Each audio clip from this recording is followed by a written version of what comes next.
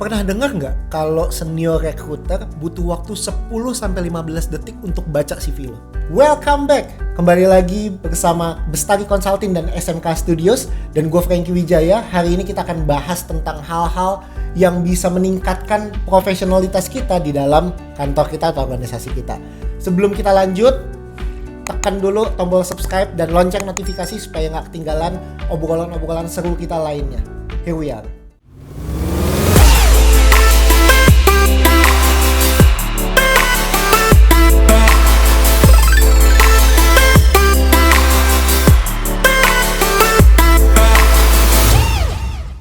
Gue mau kasih disclaimer dulu di awal. Kalau lo mau cari konten tentang gimana caranya buat CV yang bagus, warnanya kayak gimana, fontnya kayak gimana, desainnya seperti apa, banyak konten di luar sana yang jauh lebih bagus. Trust me, lo cari.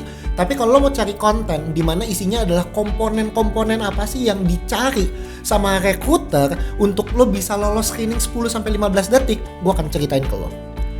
Hal pertama dan paling mendasar yang perlu lo ngertiin adalah tata krama lo dalam melakukan emailing.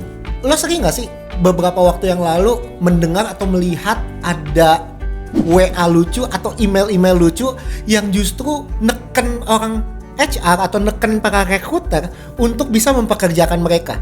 Buat gua, bisa jadi orang-orang kayak gitu adalah orang-orang yang bagus, bahkan kompeten di bidangnya.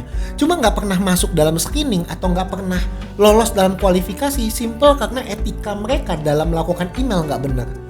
So, kalau lo mau mulai dari email, mulailah dari memperkenalkan diri lo, mulailah dari menyapa HR, mulailah dari lo tahu lowongan itu dari mana. Kemudian lo kasih CV juga, jangan kasih resume satu, CV satu, portofolio satu. Gue sebagai recruiter akan males ngedownloadin satu-satu. Ini tips ya, sedikit tips buat lo. Kalau bisa segala sesuatu tuh digabung jadi satu. Resume lo, CV lo, portofolio lo buat jadi satu PDF. Supaya apa? Supaya gue sebagai recruiter tuh gampang downloadnya. First thing first, email. Yang kedua, personal data. Nah ini agak sedikit tricky sih. Kenapa? Karena banyak orang yang nganggap remeh tentang personal data. Oke lah, gue cuma kasih tahu nama gue, nomor handphone, email, cukup lah. Tahu kan teman-teman seberapa penting itu umur? Lo perlu tulis umur lo di situ, marital status lo, bahkan SIM yang lo punya misalnya. Kemudian ini juga yang gak kalah penting, agama. Kenapa gue bilang agama penting? Karena gini, ketika gue sebagai recruiter melihat CV lo, ada beberapa kualifikasi yang perusahaan gue butuh. Contoh, gue butuh dong yang non-muslim karena pekerjaan ini menuntut adanya banyak entertainment dan para klien butuhnya adalah minum-minuman alkohol. Jadi agak sulit buat gue, buat perusahaan kalau misalnya cari yang muslim karena value-nya kita jelas tahu bahwa value-nya agak sedikit bertentangan. Yang kedua, kalau misalnya gue butuh dong yang muslim karena memang klien-kliennya dari negara tertentu dan negara itu memang akan jauh lebih mudah ngomong kalau sesama agamanya atau sesama muslim. Jadi menurut gue ini bukan ngomong soal rasis ya, tapi agama itu justru mempermudah kita sebagai recruiter untuk mencari komponen-komponen atau orang-orang yang seperti apa yang gue butuhkan dalam pencarian gue.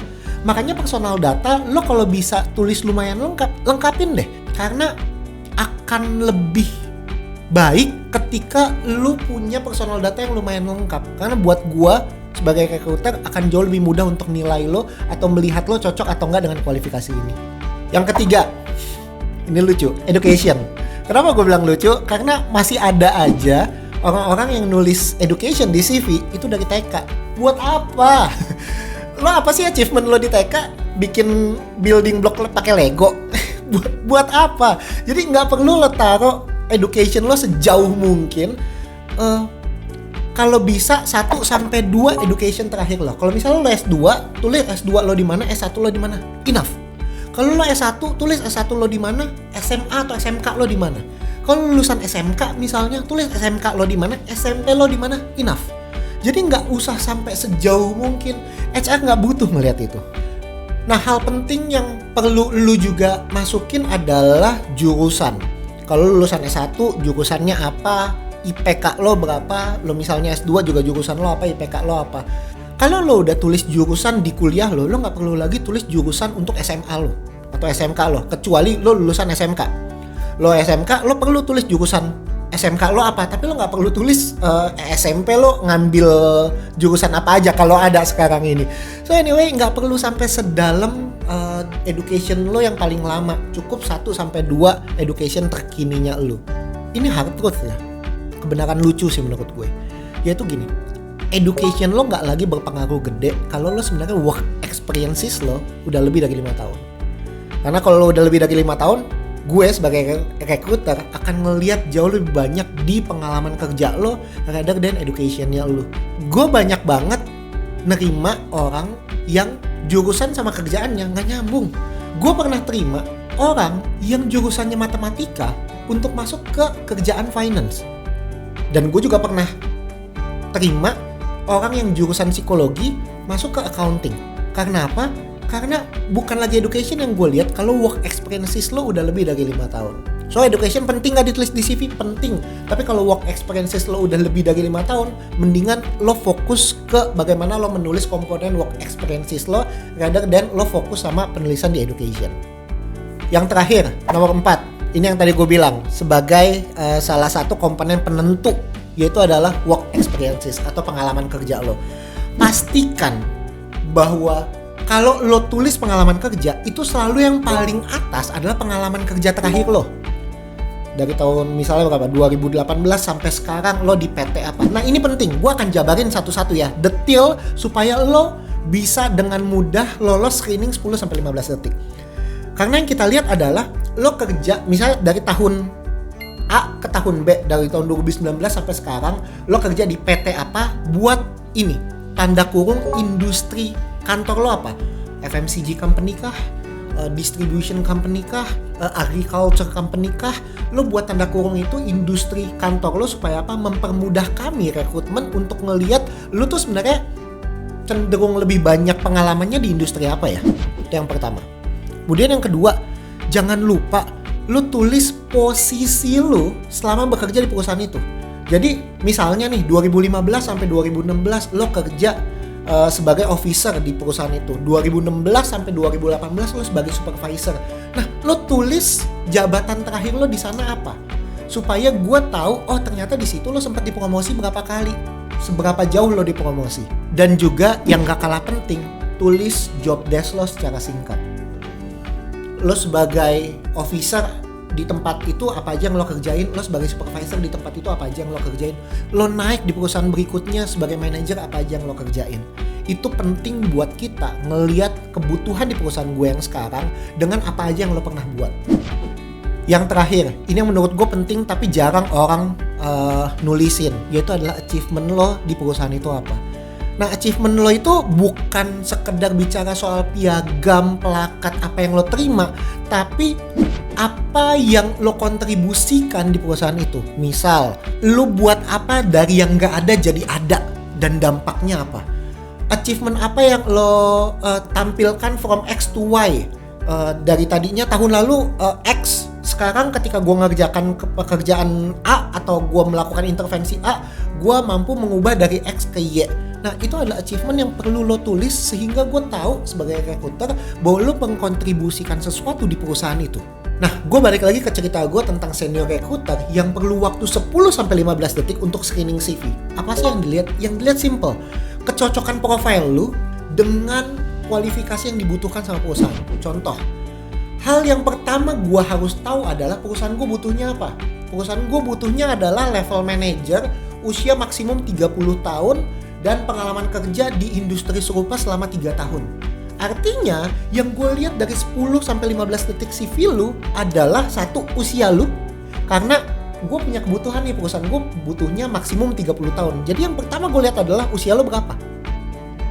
Oke, itulah kenapa gue bilang personal data lo penting untuk cantumin usia, apakah itu agama, apakah itu marital status, penting ada di situ. Ada SIM atau enggak.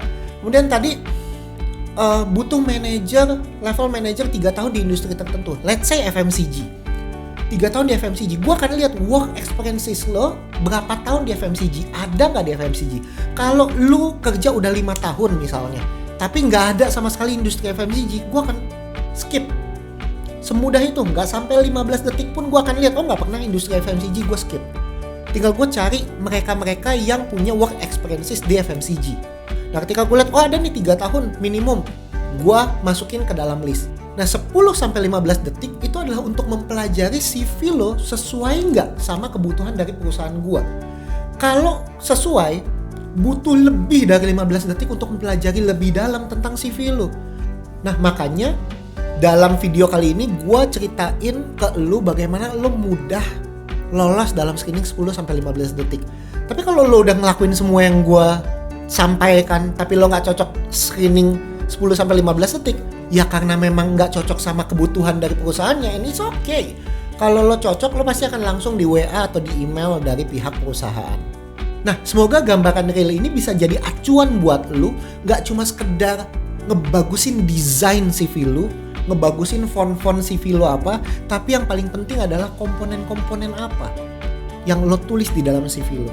Jangan sampai desain lo udah bagus, font-font lo, warna, gambar, dan lain sebagainya udah bagus banget, tapi komponennya masih salah. Komponennya masih nggak sesuai sama apa yang kita cari. Karena kalau itu yang lo lakukan, lo hanya akan membuang kesempatan lo. Karena gue sebagai recruiter yang setiap hari bisa dapat ratusan CV, gue akan dengan mudah skip CV lo, walaupun sebenarnya lo punya kualifikasi yang sangat-sangat cocok dengan kebutuhan gue. Tapi karena personal data lo nggak lengkap, work experiences yang lo tulis juga nggak lengkap, mudah buat gue untuk skip dan lo hilang kesempatan pertama lo bekerja sama dengan perusahaan gue. So hopefully apa yang gue sharingkan kali ini bisa menambah hasanah perbendaharaan lo untuk membuat CV lo supaya lebih baik lagi. Semoga sukses, semoga ini bisa jadi masukan buat lo semua untuk bisa menulis CV dengan jauh lebih tajam dan lebih baik lagi. Kita ketemu di lika-liku kantor berikutnya. Salam professionals.